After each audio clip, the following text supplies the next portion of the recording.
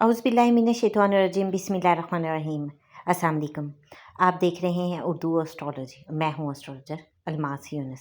आज की वीडियो में हम लोग डिस्कस करने वाले हैं NA 130 में अतातारत ज़ुबैर अब्बास खोखर और बिलावल भुट्टो के दरमियान होने वाली इलेक्शन के बारे में मुझे क्वेश्चन रिसीव हुआ कि इन तीनों में से कौन से कैंडिडेट के जीतने के चांसेस बहुत ज़्यादा हैं। तो आप लोगों के साथ थोड़ी सी मैं डिटेल शेयर करती चलूँ कि सबसे पहले तो जब मैं अता तारा साहब को देखती हूँ तो उनकी प्लानिटरी पोजीशन मुझे इतनी अच्छी दिखाई नहीं देती है।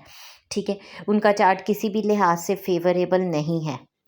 तो अगर मैंने मुकाबला देखा है तो दो कैंडिडेट बिलावल भुट्टो जरदारी और ज़हीर अब्बास खोखर के दरमियान मुझे मुकाबला होता दिखाई देता है।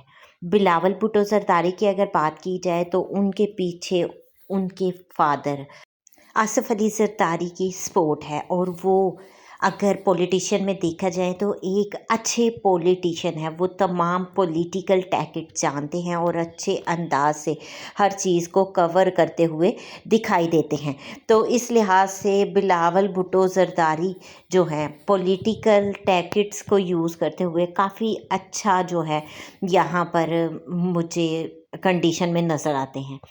जबकि ज़हीर अब्बास खोखर की अगर बात की जाए तो ज़हीर अब्बास खोखर साहब के साथ अवाम की सपोर्ट काफ़ी ज़्यादा दिखाई देती है।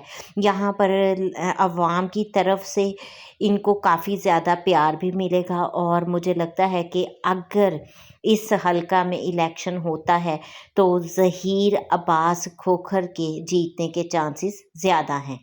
इस मुख्तसर से वीडियो के साथ ही मैं आप लोगों से इजाज़त चाहूँगी। अपना और अपने प्यारों का बहुत सा ख्याल रखिएगा। अल्लाह हाफिज़।